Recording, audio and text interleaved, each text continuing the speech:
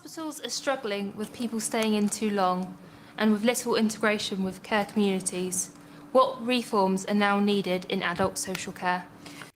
So, something like 4,000 people a day on average are waiting in hospital for care either at home or in a care home before they can leave the hospital. That's people staying sort of 2 weeks or longer. 4,000 a day on average. Well, the first thing I would say is that as a result of the sort of slow-moving car crash that was the budget that we had at the end of October, the care homes and social care providers and GP surgeries and pharmacies and palliative care settings who are now going to have to pay so much more in terms of employers' national insurance are going to struggle. And there will be many at the margin who will find that they are not viable. But they were struggling, hang on, and many have argued that. They were struggling long before this budget came along. They were struggling, you know, you've had 14 years in government as Conservatives and no social care plan. The Tories are such fucking wankers that even months after they've left office, that still gets a banger of applause. Well, I mean, I don't think anyone's ever going to forget. Yeah, again, I mentioned this on stream watching PMQs yesterday. When you look at this audience, most of them look like they're 45 or under. There's a couple of more older people there. Most people look under the age of 45. And if you broadly look at the entire under 45 cohort, the last election, the Tories are in 5th place. 5th place. Yeah. Greens, Lib Dems, Labour and Reform all polled ahead broadly across the 18 to 45 cohort. Overall, these people will not forget. They won't vote they won't vote Conservative in 5 years' time. It's not going to be them. It'll be Lib Dems or it'll be Reform or it'll be Labour or Greens. It will not be the Conservative Party. This party is seen as illegitimate by the public. And, you know, as long as we keep reminding them of what they did to our country from 2010 to 2024...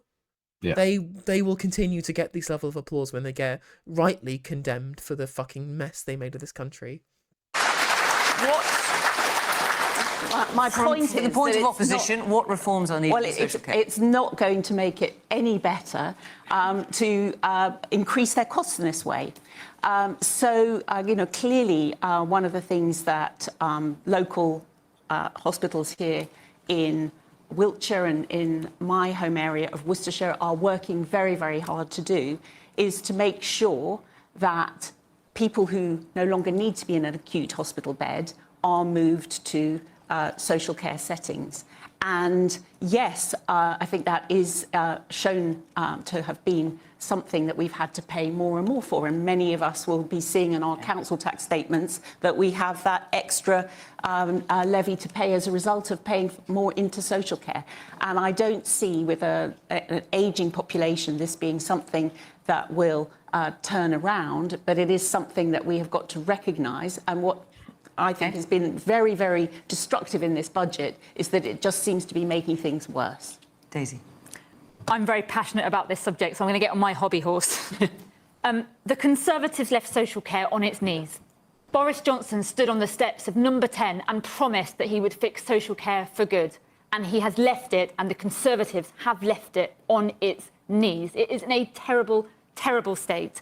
We as a party, we Liberal Democrats, put health and social care front and centre of our general election campaign. And I hope that many of you saw the really passionate video that was released by my party leader, Ed Davey, when he talked about his relationship with his disabled son and why he is so passionate and driven about fixing social care. So how do we fix it? Well, number one, we want to roll out free personal care. There's a huge inequity at the moment. If you have a long-term health condition, you're looked after on the NHS. You have a long-term degenerative condition, you're not looked after in social care. The second thing is... Before you get on to the second thing, how much do you think that would cost?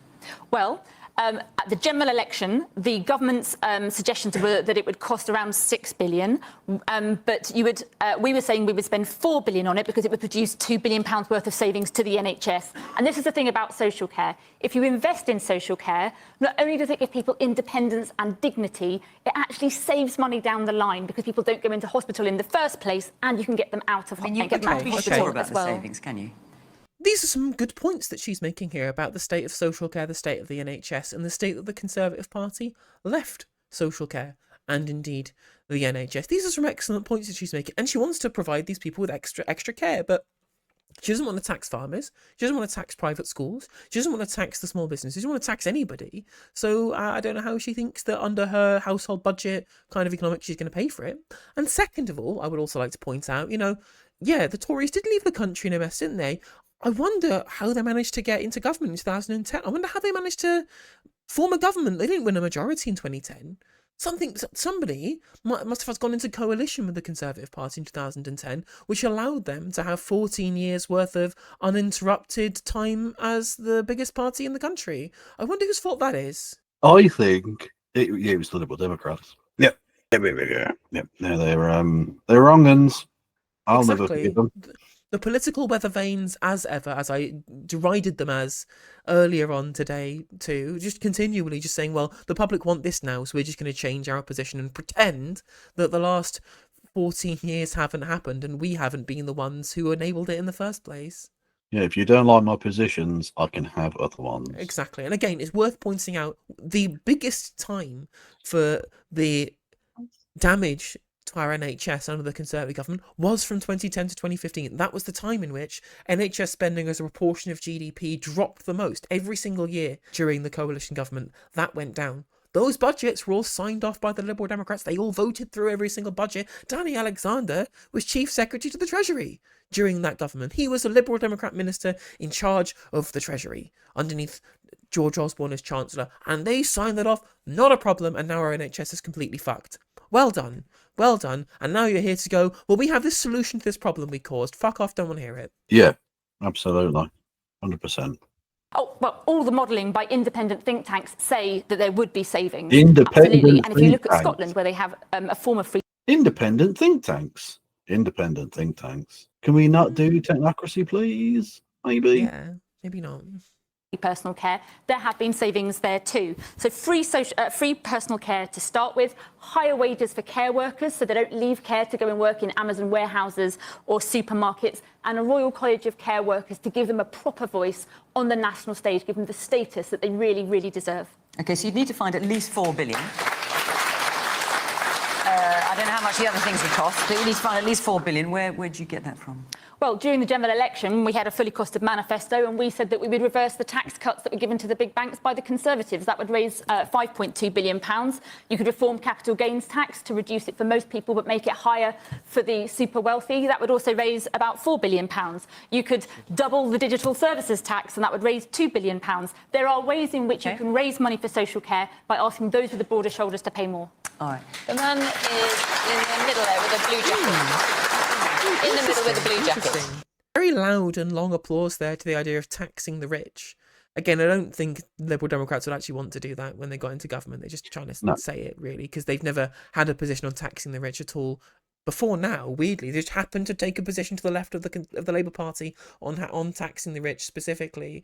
But that's really never been part of that platform before. I wonder why they've taken that position. But got a big round of applause, this taxing the rich thing. Yeah, it's almost like if you're actually interested in doing the popular thing, you could do that. When will we stop using the debate about health and social care as a political football?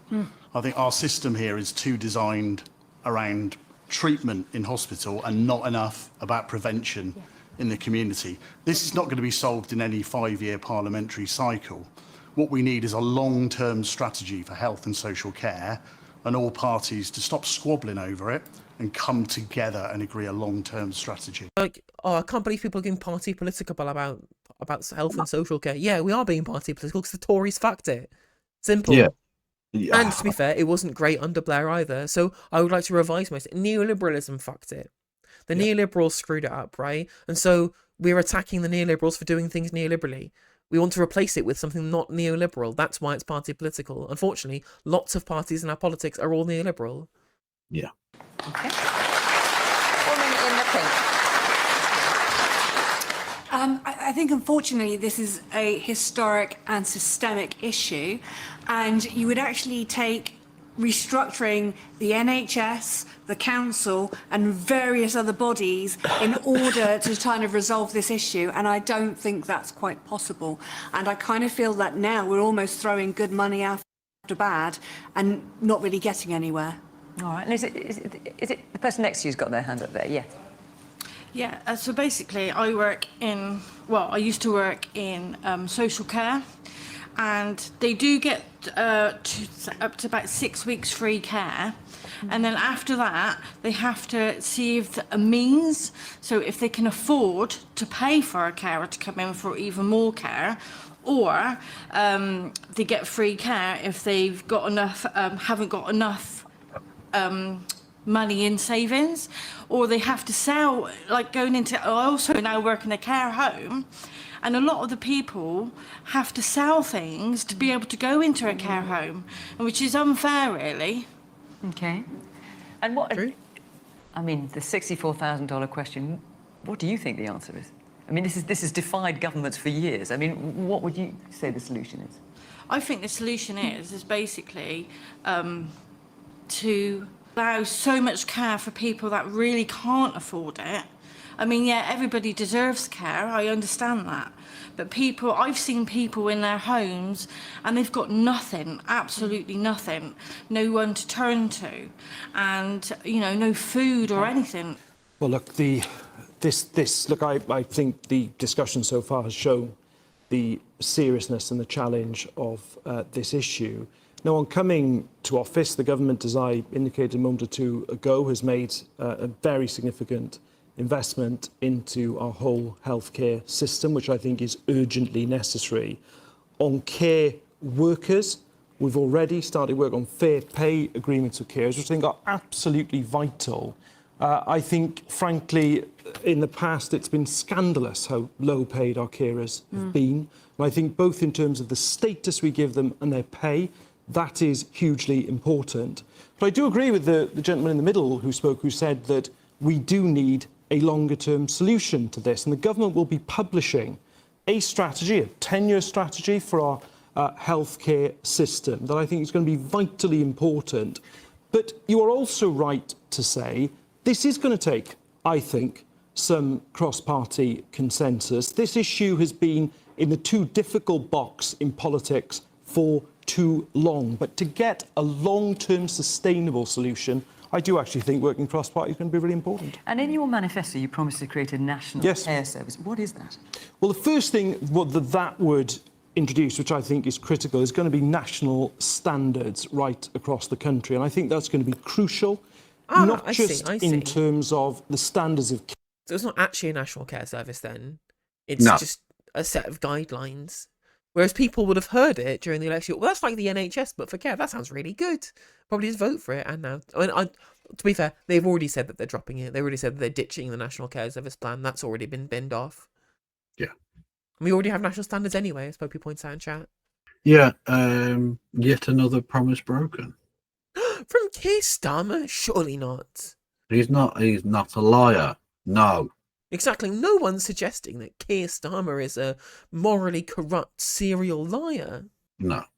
Care that people are entitled to expect, but also crucial, in my view, in terms of pay and conditions to ensure that we've actually got the workforce that we need as well. And will it do anything to give more money to social care, or to make it more affordable for people to have social care? Well, that is precisely the debate that we now need to have, and that is why in the new year the government will be publishing that 10-year strategy. The man in you've got a sort of white shirt and a blue top on there, yes. Yeah, I mean, the whole social care system is totally broken, messed up by all governments in the first place. Workers should be paid more in social care, but in terms of NHS, there should be more money going into preventative strategies as well. Things like prostate cancer, for example, where you should have a screening program that could prevent, early stages of prostate cancer. Which, if left undiagnosed, then, the cost to the economy is just absolutely awful. So we need, better prevention strategies. Absolutely, yeah. Yeah, I agree entirely, and that's one of the reforms to our NHS, that we need that shift from treatment to prevention, which is so crucial. Woman in the red sweater here in the front. Have you got a time frame for the introduction of the National Care Service? Because at the moment, a lot of the social care is picked up by small charities who are plugging the gap. And they've really struggled with the increase in employers' national insurance and the decrease in winter fuel allowance, as they quite often found a lot of people were gifting that to the charities who were plugging the gap. So you talk about a 10-year strategy, but when are things actually going to change? Yes, when will people notice the difference? Well, do, and I think that's an entirely fair challenge. That's the challenge that this government has to meet. And in terms of, you're talking about charities, of course we've taken difficult decisions on employer national insurance. That's entirely correct. We've had to do that. But obviously with charities, for example, they still wouldn't pay business rates. We've also doubled the employment allowance hang on a minute. in terms of that. But the lady in the red sweater said it wasn't a challenge, it was a question. No, which is when any of us, I appreciate you're saying it's a possibly a 10-year plan, but you know, Labour has just become the government since last July. When might any of us expect to see a difference in social care? Is it fair to expect it in the next 3 years or by the end of this? Look, this government's been elected for a parliament, and we have to show that difference to the public. And in terms of the strategy that I'm talking about, 10-year strategy, I also say that, of course, we need to show that difference. You're entirely right. But this is also something, if ever there was an issue in politics... Whilst this guy's waffling, should point out he's not answered the fucking question, because, of course, they're not going to do it. Yeah. They said they have a 10-year strategy for care, but that's not the same as when they're going to set up a national care service. And it's not the same because they're not going to do it. They're not going to set up a national care service. That shit's been ditched. Yeah. But heaven forbid they actually tell the truth, ever. Never. Oh, for fuck's sake, that Icelandic volcano's kicking up again. Oh, yeah, Fjölljökull, that one.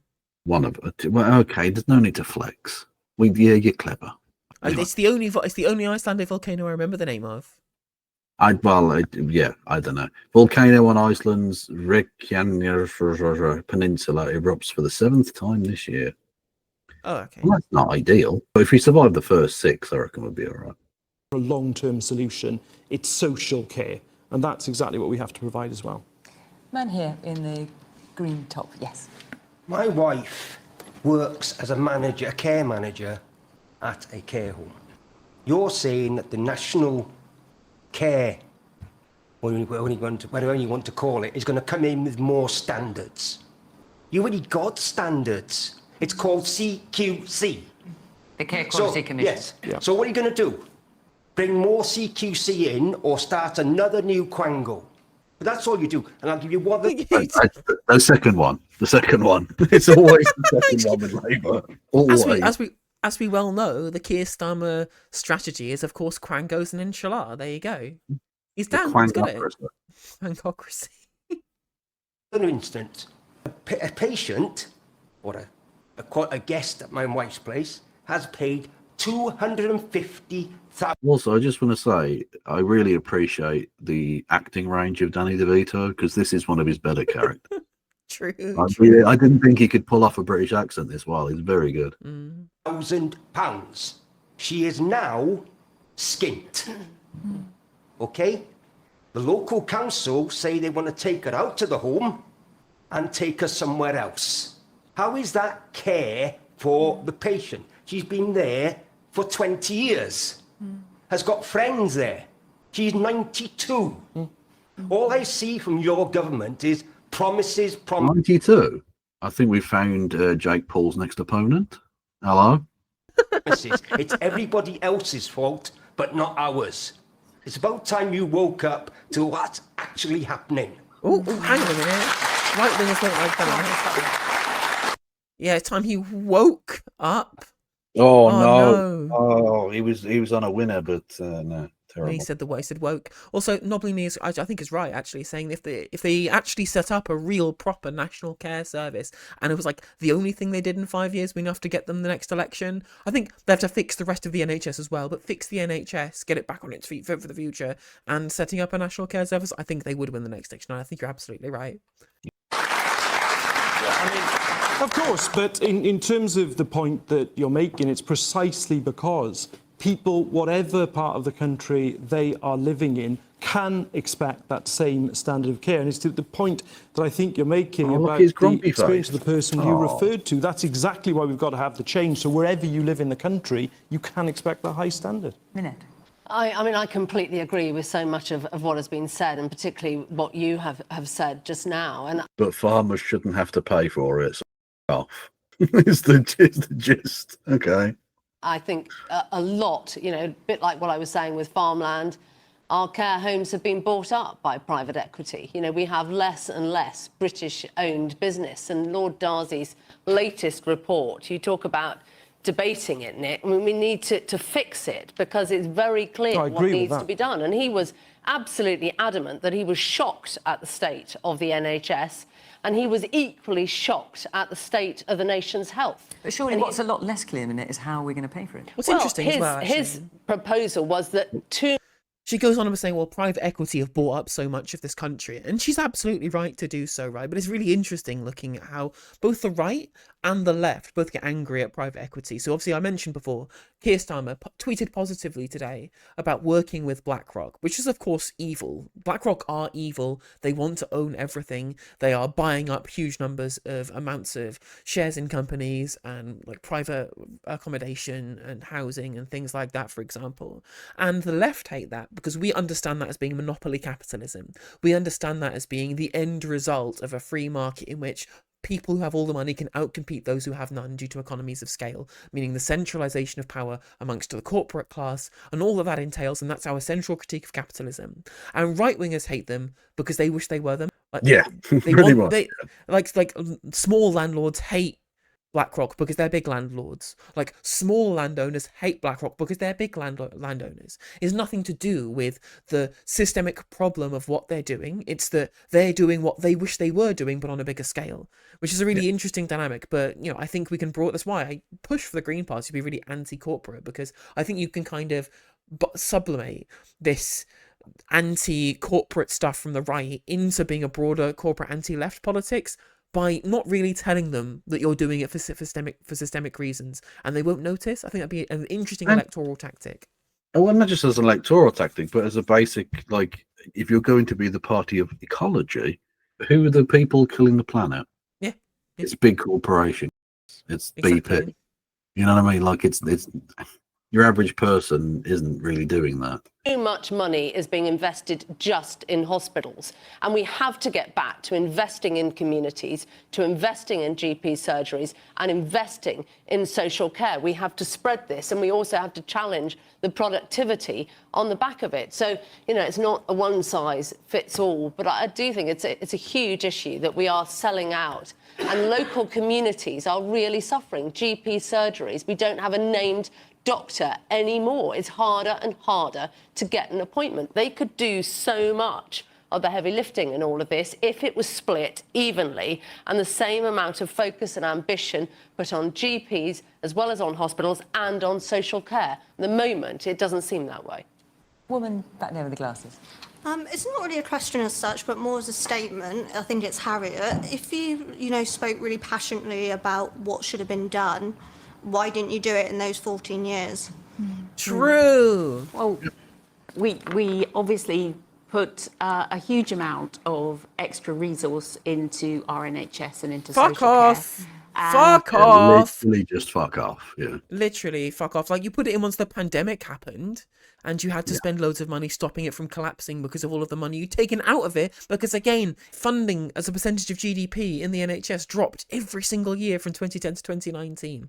Then a terrible pandemic came along, and I think that I'm not in any way saying that was a good thing for our NHS and social care. It was a terrible time for you did the our Lansley NHS reform, and social you care. prick. It really, really was difficult.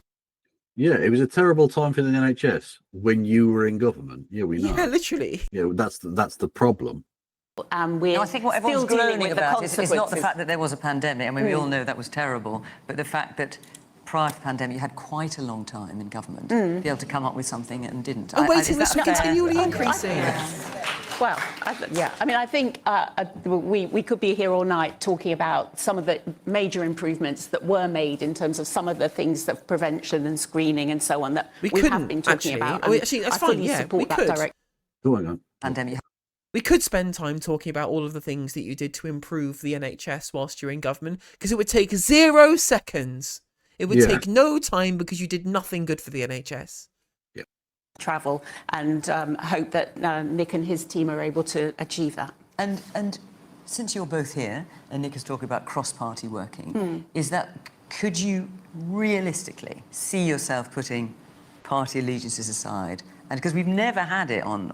Well, no, but it's not about allegiance, it's about ideology. A proposal that we can all live with in the future. Yes, I think we could. I'll tell you why.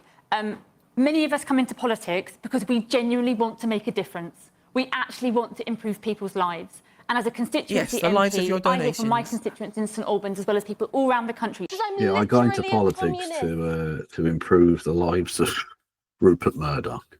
Exactly. I got into Frank Hester. About the absolutely devastating experiences that they have when they cannot get the social care that they need. There's an estimate that more than 1 million people have got unmet care needs in this country. If Labour wants to start cross-party talks, we will be there. Not only will we take part in good faith, but we will bring along our manifesto, which set out exactly how we could fix social care, and we will put those ideas on the table as the starting point. We've got ideas, we're prepared to bring them to the table, we will work cross-party, and we want to get those solutions, because that's why we come into politics. We want to make that difference to people's lives. And we had the Dilnot reforms, if you recall, under the time when we were in coalition together, and I was not in coalition then. you know, I think they. Well, the Lib Dems. This was the proposal whereby you wouldn't have to sell your home effectively because it would be capped and limited. And again, that got thrown off course, didn't it, by in the last Parliament, and then cancelled completely immediately that Labour came to power. Well, and also Conservatives delayed it as well. It was supposed to come in did. 2023, and then they delayed to 2025. So Tories- whether it would have come it in, was we a don't. Tory I've got plan, about a so minute. shit. Let's hear from one more person. Yeah. Hey there, if you enjoyed the video, make sure that you like and leave a comment. That helps the video out in the algorithm. If you subscribe and ring the bell, it'll let you know when I go live. I stream every day on YouTube and Twitch. You can also follow all of my socials down in the description. And if you want to support me in a more financial manner, there's a join button for memberships. It's just 99p to be a member on YouTube, as well as a Patreon, and there's some merch there as well. And hopefully I'll catch you on the next video. Take care.